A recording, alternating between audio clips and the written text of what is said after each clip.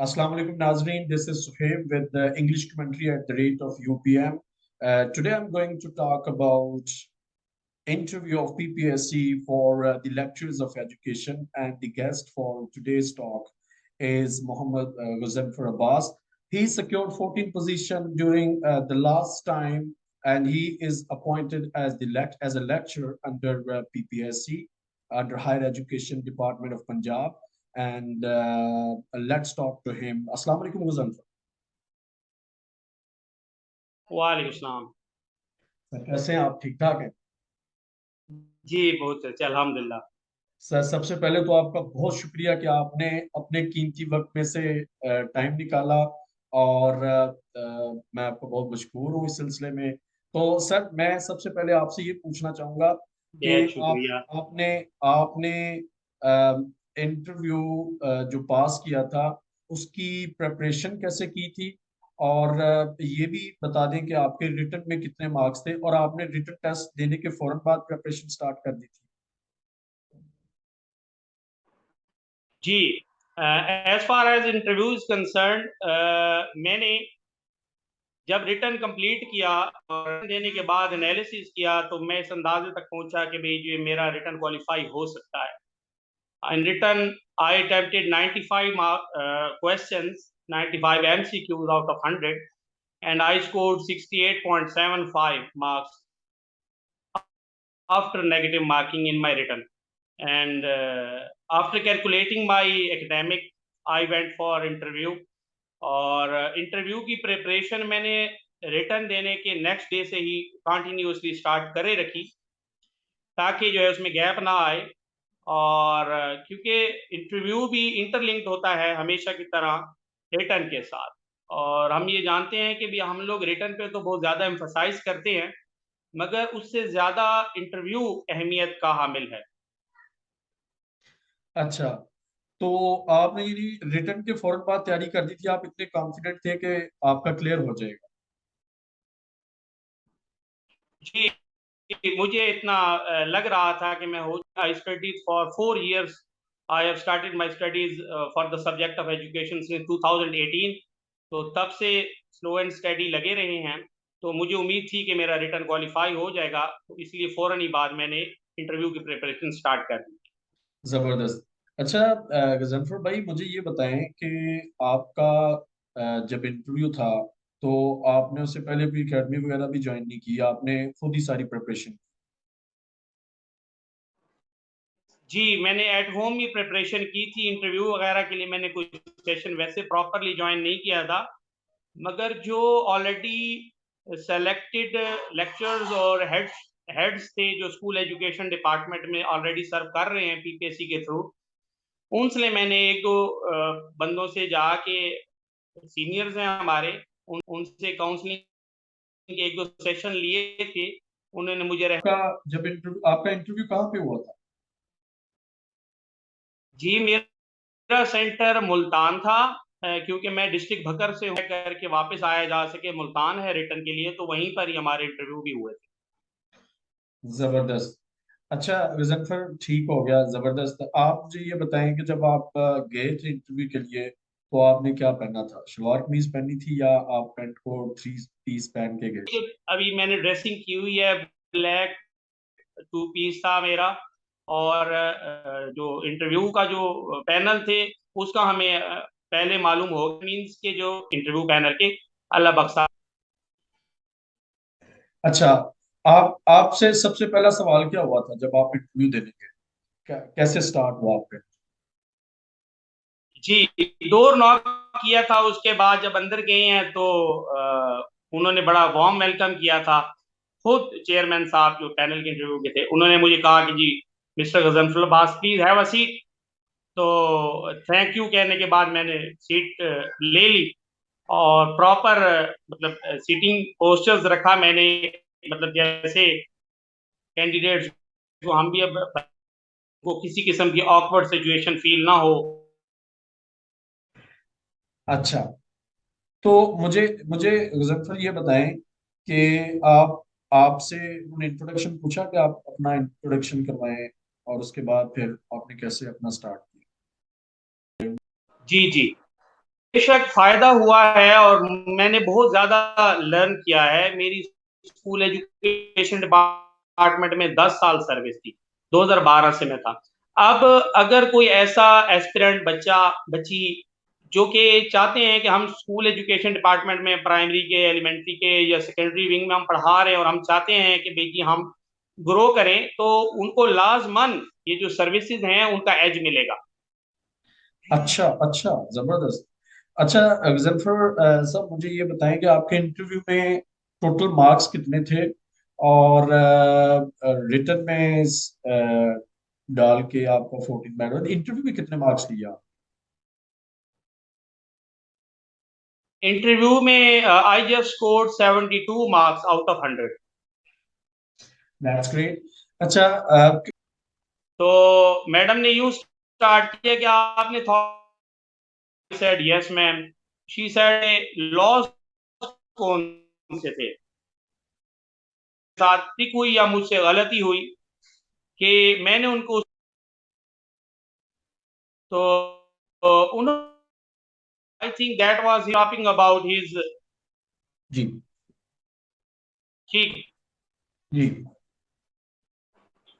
जी बिल्कुल, उन्होंने जब चेयरमैन साहब ने अपनी बात मुकम्मल की तो उन्होंने मुझे सब्जेक्ट की एक्सपर्ट की तरफ रेफर किया और मैडम ने मुझसे पहले ही थॉर्नडाइक हमारे एजुकेशन के अंदर बड़ा नाम है तो उनका पूछा और मैंने उनको बताया यस आई नो हिम। तो उन्होंने उनसे पूछा मुझसे कि भाई इनकी इनके लॉज कौन से हैं। तो अनफॉर्चुनेटली उस वक्त मैंने उनको उनकी थ्योरी के बारे में बता दिया कि ट्रायल एंड एरर। तो उन्होंने कहा नहीं, that was his theory, basically I am talking about his laws. तो फौरन ही मुझे से इदराक हुआ कि मैंने इसको रॉन्गली आंसर कर दिया है।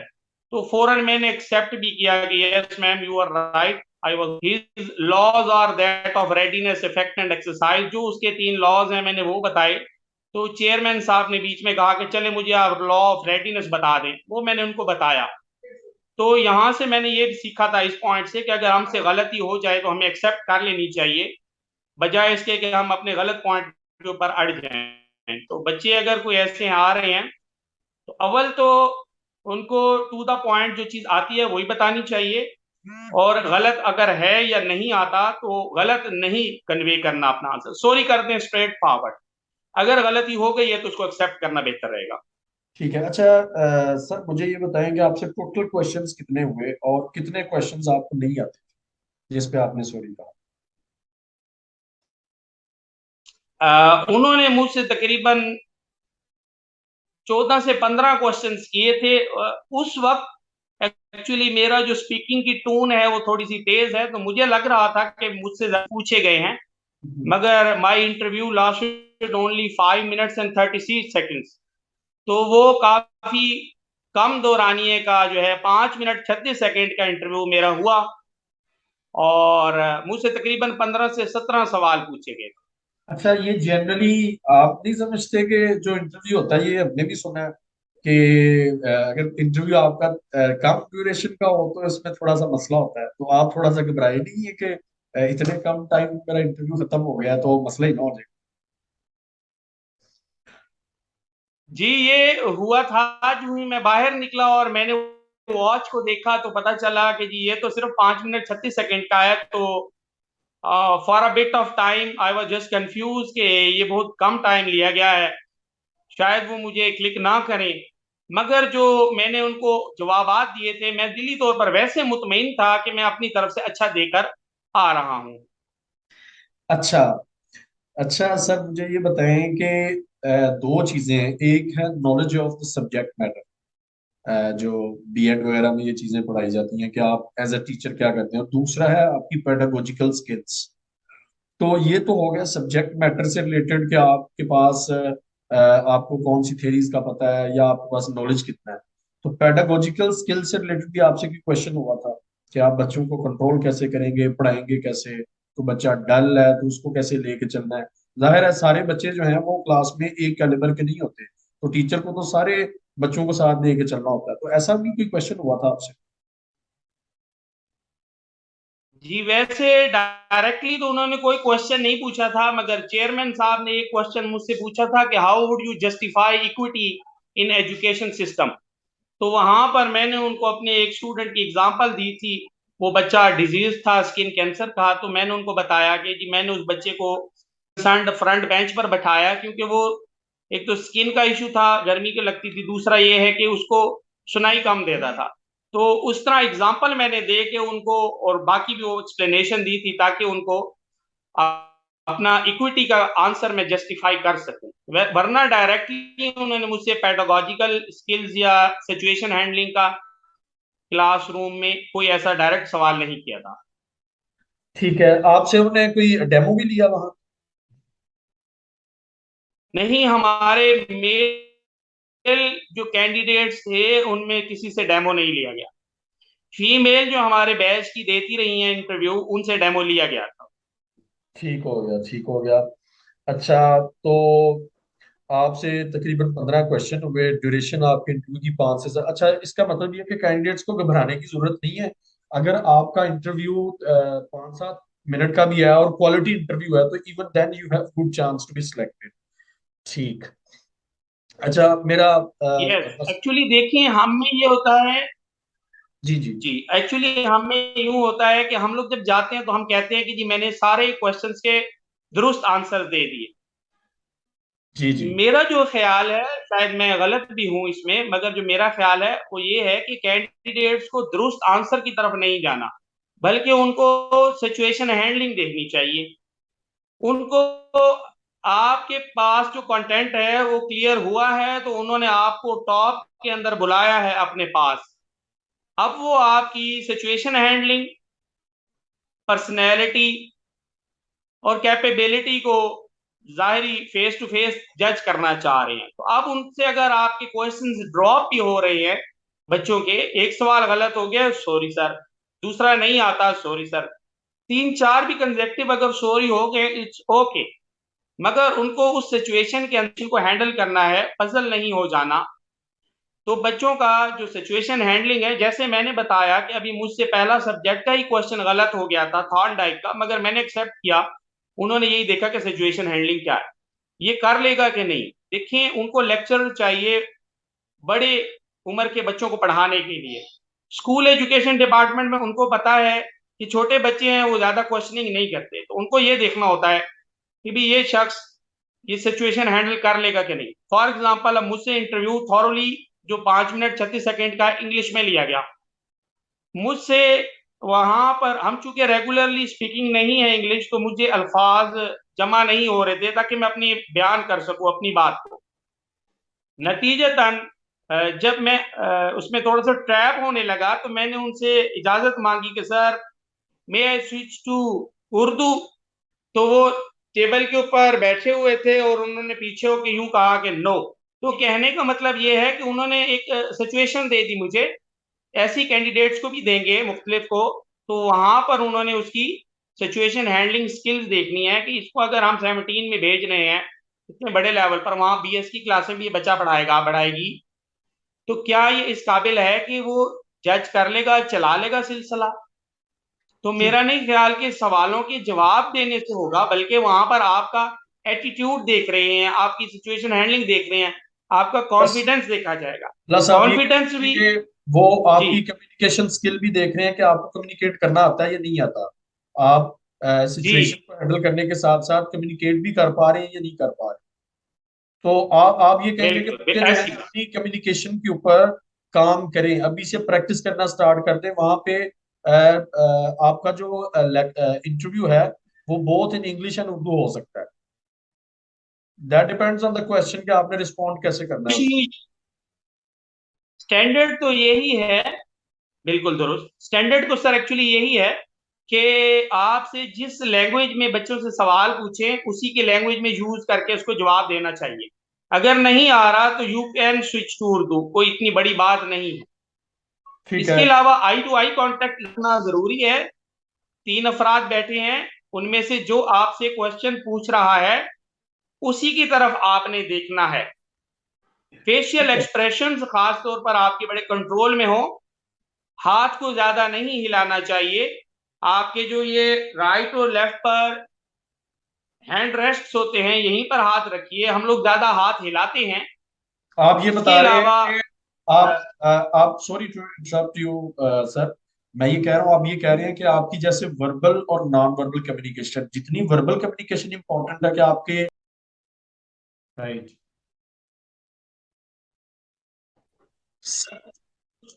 कुछ बच्चों के क्वेश्चंस हैं related to SOLO taxonomy and Bloom taxonomy. तो बच्चे ये पूछ रहे हैं कि इनके ऊपर किस तरह से सवाल आ सकता है या किस तरह से पूछ सकते हैं सोलो टेक्सोनोमी और ब्लूम टेक्सोनोमी के। दो किस्म की टैक्सोनॉमीज हम एजुकेशन में यूज कर रहे हैं। एक सोलो है, solo stands for structure of observe learning outcome, और दूसरी है ब्लूम, बेंजामिन स्मिथ ब्लूम ने दी थी, और इसके अंदर भी 3 डोमेन। अब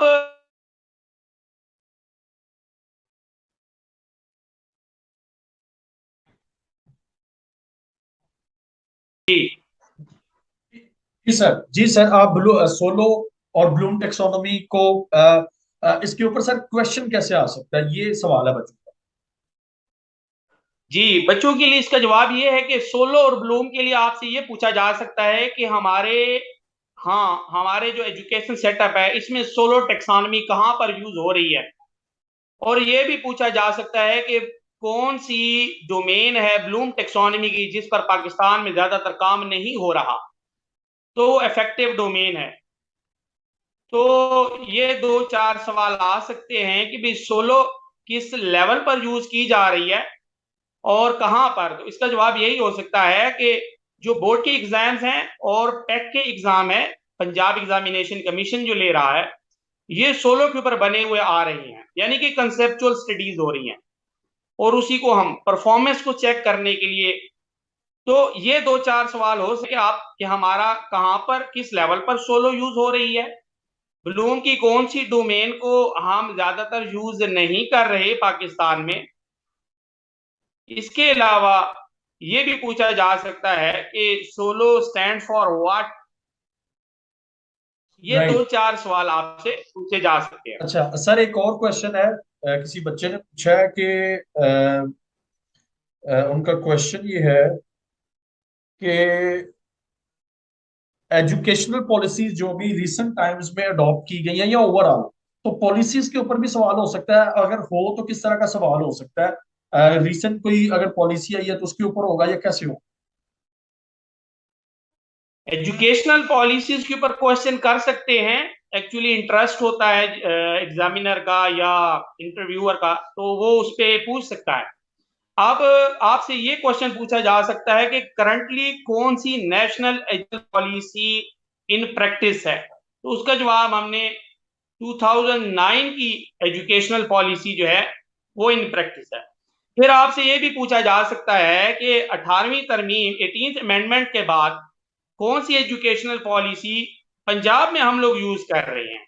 या इसका दूसरा तरीके से इस तरह भी क्वेश्चन बन सकता है कि हम पंजाब में इस वक्त कौन सी तालीमी पॉलिसी को हम एक्सेप्ट कर रहे हैं। तो वो है उस्मान बुजदार के दौर की द न्यू डील, और उसका विजन है 2023 तक, यानी कि 2018 टू 2023।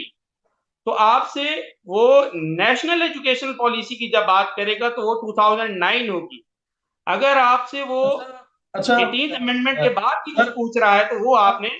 सर मैं, मेरा क्वेश्चन ये है कि आपसे ज्यादातर क्वेश्चंस पंजाब के कॉन्टेक्स्ट में होंगे या पाकिस्तान के कॉन्टेक्स्ट में, क्योंकि ये हायर एजुकेशन डिपार्टमेंट के अंदर आपने लेक्चरशिप करनी है, तो मेरे ख्याल से पंजाब की जो एजुकेशनल पॉलिसी है उस पर ज्यादा फोकस हो सकता है या पाकिस्तान की ओवरऑल पॉलिसी के ऊपर, जो एजुकेशन में पॉलिसीज चल रही हैं इस वक्त। ज्यादातर as far as I think वो पंजाब पर ही कंसर्न करेंगे, क्योंकि जो पीपीएससी है वो पंजाब पब्लिक सर्विस कमीशन, और उन्होंने जो लेक्चर सेलेक्ट करने वो थ्रू आउट पंजाब लगेंगे। तो मेरा राइट, ख्याल है कि वो पंजाब पे ही इम्फेसाइज करेंगे। अच्छा, दो क्वेश्चंस के बाद मैं इसको वाइंड अप करता हूँ। पहला क्वेश्चन इसमें ये है कि रिसर्च का कितना रोल है आपके इंटरव्यू, आपका थीसिस या आपने कोई आर्टिकल अगर लिखा है तो उसका बेनिफिट हो सकता है, साथ लेके जानी चाहिए रिसर्च, आप क्या कहते हैं इसमें। मैंने जो मुझे जो एक्सपीरियंस दोस्तों ने मशवरा दिया था, मैं वही मशवरा आपको भी दूंगा, अपने बच्चों को भी, कि वो हमेशा जो उनकी बेस लाइन क्वालिफिकेशन रिक्वायर्ड है आप वहां तक बताएं। फॉर एग्जाम्पल मेरी मास्टर्स इंग्लिश में भी है मगर मैंने उसमें हाईलाइट नहीं किया।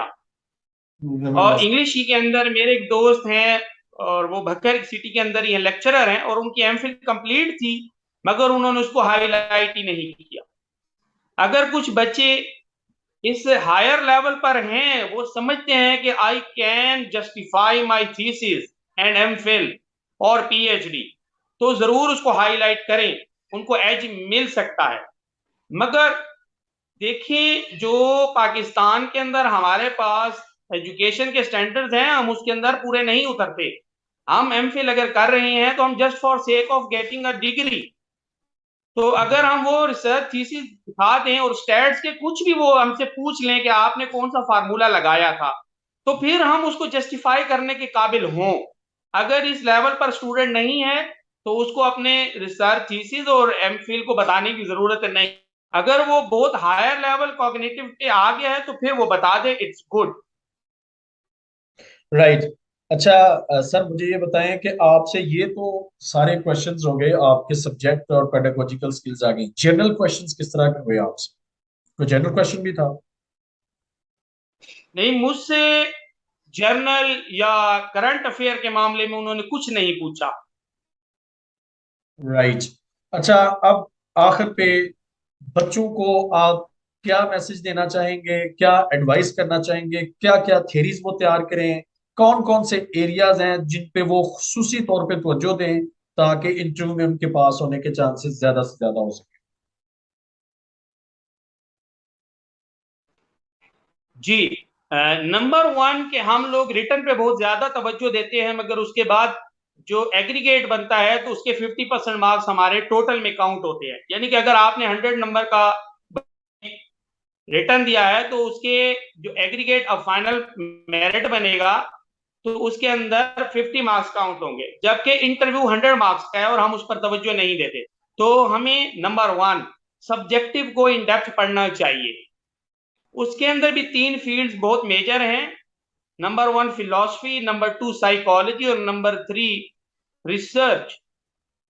इन 3 जो फील्ड हैं उनके ऊपर बच्चों को कंप्लीट ग्रिप होनी चाहिए, जो भी एस्पिरेंट हैं अगर चाहते हैं कि हम इस लेवल पर आए। तो सब्जेक्ट का सब्जेक्टिव क्वेश्चन पढ़िएगा और उसके ऊपर अच्छी ग्रिप होनी चाहिए। इसके अलावा आपने बहुत ही तवज्जो के साथ उनके सवाल को सुनना है, जो चीज पूछी जाए टू द पॉइंट उसी का जवाब देना है, एक्सप्लेनेशंस नहीं देनी। और आखिरी बात, उसका अंदाजा नहीं लगाना, स्ट्रेट फॉरवर्ड सॉरी बोलना है।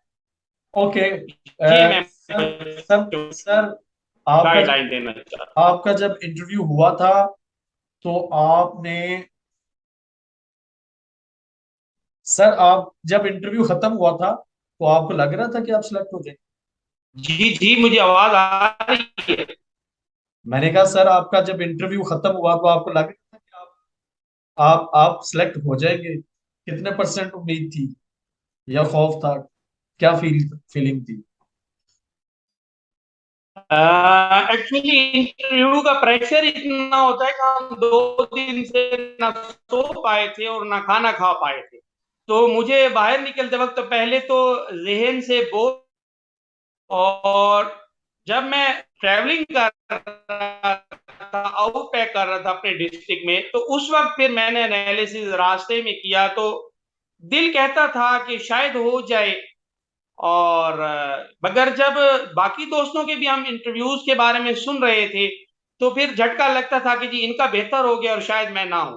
मगर अल्लाह की जात ने रहमत की है, मेरे स्टूडेंट्स ने बहुत दुआएं दी, मेरे बुजुर्गों ने। और राइट। जंफर साहब, आप की तरफ मिठाई पेंडिंग है और इंशाल्लाह अल्लाह ताला आपको मजीद तरक्कियां दे। Thank you very much for your time and joining me for this interview, and I hope this interview will be helpful for all the candidates who are expecting to prepare in the upcoming PPSC interview. Thank you very much, Mr. Gazanfar.